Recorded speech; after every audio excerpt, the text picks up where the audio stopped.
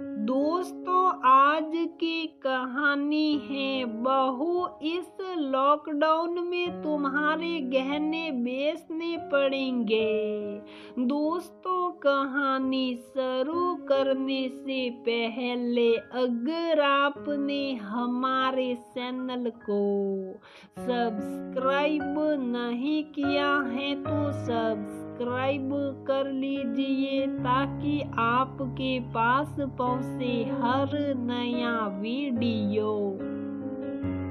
गहने ही तो आ जाएंगे फिर से माजी, पर यदि अभी आपने इसे नहीं रखा तो सारे समाज के सामने आप लोगों की बेइज्जती होते नहीं देख सकूंगी पापा जी। ऐसा कहते हुए दीपिका ने अपने गले से अपना नेकलेस उतार कर सरला जी के हाथों में रख दिया। दीपिका की नेक दिल्ली को देखकर सरला जी की आंखें डबा गई और इसी मातृत्व भावना से दीपिका को गले लगाकर कहती है, सच में धन्य हो गई मैं तेरे जैसी बहू पाकर। जरूर मैंने कुछ पुण्य किए होंगे जो मुझे बहू के रूप में बेटी मिली है। अरे क्या माँ जी, अब नंदिनी के विदाई से पहले ही रुलाओगे क्या? दीपिका अपनी सासू माँ के मूड को ठीक करते हुए बोलती है, अब आप जल्दी से जाइए गहने लेकर, वहाँ मंडप में सब आपका इंतजार कर रहे होंगे।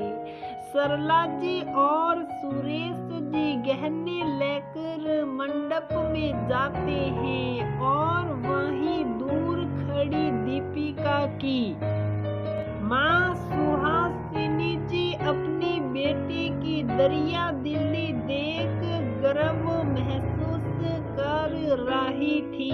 सरला जी के जाते ही सुहासिनी जी दीपिका के पास आती हैं और अपना हाथ दीपिका के सिर पर रख कर कहती हैं, वाह बेटी, आज तूने साबित कर दिया कि मेरी दी हुई परवरिश से भी बेहतर परवरिश तेरी सासू माँ ने दिया है। जो तुझ जैसी बहू उन्हें मिली है, भला इस बदलती दुनिया में कहाँ मिलती है तेरी जैसी बहू जो अपने गहने बिना किसी मोह माया के किसी को भी दे।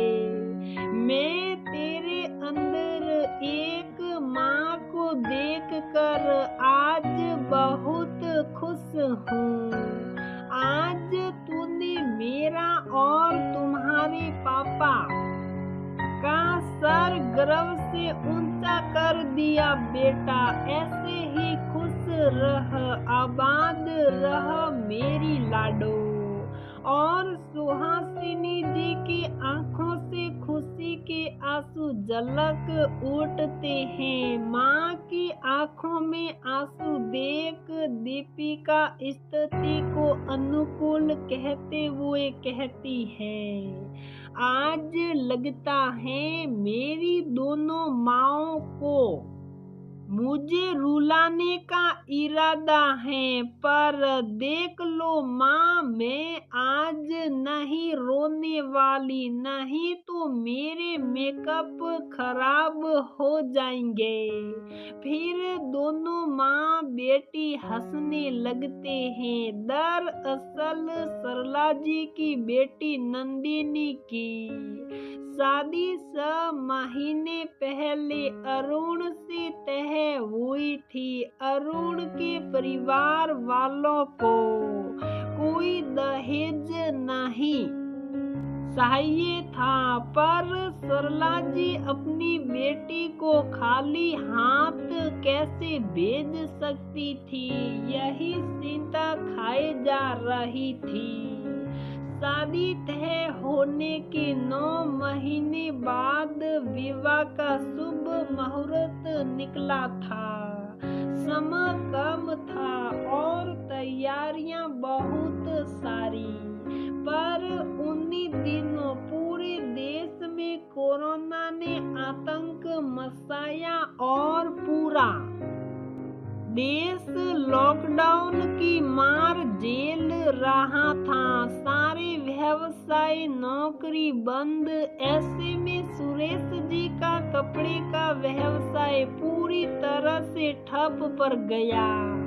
बिजनेस में बड़े नुकसान से इनकी कमर तोड़ दी। 6 माह बाद थोड़ा जब ठीक हुआ देश की हालत, तो सरला जी ने अपने जेवर बेच कर सारे पैसे व्यवसाय में लगा दिए। पर किसे पता था कि फिर से हालत खराब हो जाएंगे और इस तरह बहू के गहने बेटी को देने पड़ेंगे। वक्त की मार ने तो अच्छों को सड़क पर लाकर खड़ा कर दिया था।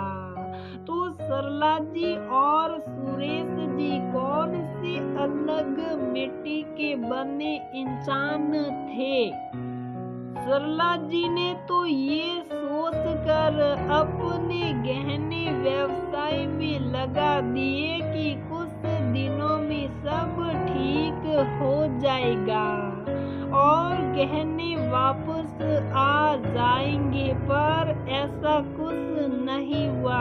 उल्टा जितने जमा पूंजी थे वो घर गृहस्थी में खर्च हो रहे थे और कुछ नंदिनी की शादी के लिए बचा कर रखा था। ऐसा नहीं था कि नंदिनी की शादी बाद में नहीं हो सकती थी, पर सरला जी नहीं चाहती थी कि उनकी बेटी की घर आई खुशियों में रुकावट आए। और आज नहीं तो कल बेटी की शादी करनी ही थी, तो क्यों नहीं एक समझदार इंसान अरुण से हो। और शायद अरुण जैसा जीवन साथी नंदिनी को नहीं मिलता, इसलिए सुरेश जी और सरला जी ने शादी की तारीखों में कोई बदलाव नहीं किए। आज दीपिका ने अपने गहने देकर अपने घर का सामान बचाया था। मंडप पर जब सरला जी अपनी बेटी नंदिनी को गहने पहना रही थी, तब एक बार फिर अपनी बहू दीपिका की आंखों में देख मानो धन्यवाद कह रही थी। दीपिका भी अपनी मीठी सी मुस्कान को देखकर सरला जी को अपने होने का एहसास दिला रही थी, मानो कह रही हो कि माँ जी सब ठीक होगा। उसी वक्त दीपिका का पति रोनित उसके पास आकर खड़ा होता है और उसके हाथों को थाम लेता है, मानो कह रहा हो, शुक्रिया मेरी अर्धांगिनी, तुम्हारी इस भेंट के लिए मैं 100 जन्म तुम्हारा कर्जदार हो गया हूँ। दीपिका भी रोनित की आंखों में देखकर अपनी पलकों से बस एक हामी भर दी। तो दोस्तों, हमारी ये कहानी यहीं पर समाप्त हो होती है।